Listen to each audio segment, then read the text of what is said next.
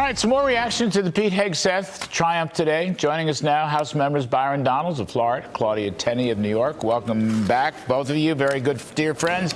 Claudia, I want to go short because I got some other California thing to do, but I thought Pete was a hit. I thought he was great, and I thought the Democrats just don't understand that they're not in control of the government anymore.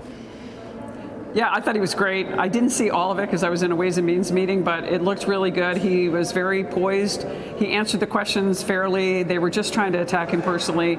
He's going to be a great Secretary of Defense, and looking forward to having him confirmed, and looking forward to January 20th like never before. It's going to be an exciting day.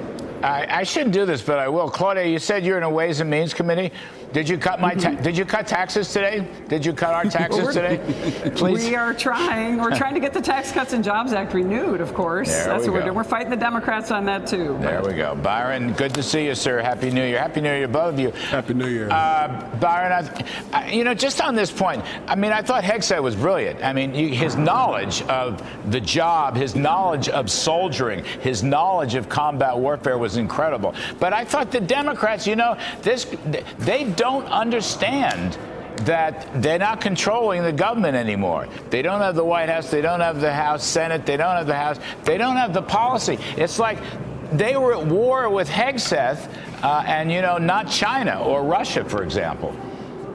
Look, I agree, Larry. First, Pete Hegseth was phenomenal today. I got a chance to watch some of it this morning. Had real command of the issues. The Democrats try to bring up stuff super in the weeds. And let's just be perfectly honest. That's stuff that gets handled by an assistant secretary over that portion, not by the Secretary of Defense or, frankly, any cabinet secretary to try to get that granular. They tried to trip him up.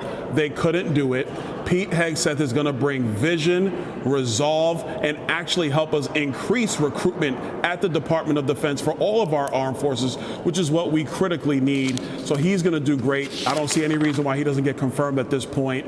But to the Democrats, they're in a mess. They're in a shambles. They don't know which way they want their party to go. Are they going to be fully supportive of Israel, or so they're going to do this two-step with Hamas and Hezbollah? Or are they going to stand for women and women's sports? Obviously, today on the House floor, there were a bunch of Democrats that chose not to stand for women. They got decisions to make. Not my fight. We're going to push forward with the agenda of Donald Trump.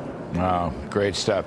Come back to you, Claudia. I want to get both of you into this, but, no blank check for Governor Gavin Newsom. Look, what's happening in California, Los Angeles area is a nightmare. It is apocalyptic. It's just horrible. Everybody agrees with that. Everybody. What the cost is going to be, we don't know. Estimates are now ranging upwards of $200 billion. It may be worse than that. Okay.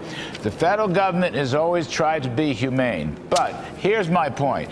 Wouldn't it be humane if federal assistance was joined by new policies in California, and I mean legislative policies at the state level. I mean, to get the water to run, to fill up the reservoirs, to have the right forest management. You know the story as well as I do, as well as our viewers do. All the things that have gone wrong.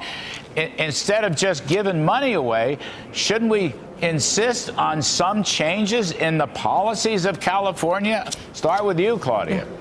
Absolutely. Look at my state. We should be doing the same thing with the state of New York with the absurd, catastrophic policies they've put in place. California is a disaster. Those same people weren't concerned about the people in North Carolina or the people in Florida who we've tried to help. So it's really important, though, and they caused this problem. We have the same problem in New York, Larry, by the way. We aren't cleaning out the thatch. We are not taking care of our forests the way they should be managed, where we're in the human environment, and they may have the same problem routinely in California. These people were obstructionists. They also, by the way, tried to cap insurance under, I think it was Proposition 103. Guess what that did? It chased insurers out of the state, so many of these people don't even have fire insurance. We have to have a competitive marketplace. We have to get back to a merit-based system. We have to get back to free markets. None of that is happening in states like California and New York. We have Marxist regimes and people that are interested in lawfare. Gavin Newsom is putting all this money into the legislature in a special session to do what? To combat Donald Trump. The American people put Donald Trump in office. They want to see him. He won the popular vote. This is the 5th largest economy in the world, California, and they're destroying it. We've got to put those in place. It's a great leverage point. And by the way, we talked about it with President Trump on Saturday night with our meeting, and he was all for it. Yeah, I mean, Byron, you want to be humane, okay? Federal government is there to help when help is necessary. But to keep the same mistakes over and over again and throw this money at climate change instead of reservoirs and fire hydrants and so forth, it is a form of insanity. And the federal government should not be in the insanity business anymore. No, I totally agree. We can't be in the insanity business, and let's be perfectly clear. It is massively expensive. To the people of California, we're going to answer the bell. We're going to come and provide help and provide assistance. But we're not going to stand here and watch the legislature and the governor continue down the same road of terrible policies that do not help mitigate these disasters when they come. And look, in Florida, we see hurricanes every single year. But under the leadership of Ron DeSantis and our state legislature, we have mitigated the damage by pre-positioning assets, by taking care of our floodplains, by managing our forests. We're doing controlled burns right now in January in preparation for the summertime in Florida. So the damage is limited. If we're doing it in Florida, there's no reason California is not doing it. They're not going to waste taxpayer money and not get the job done. Oh, terrific stuff. Thank you, both of you. Great friends, Byron Donalds, Claudia Tenney.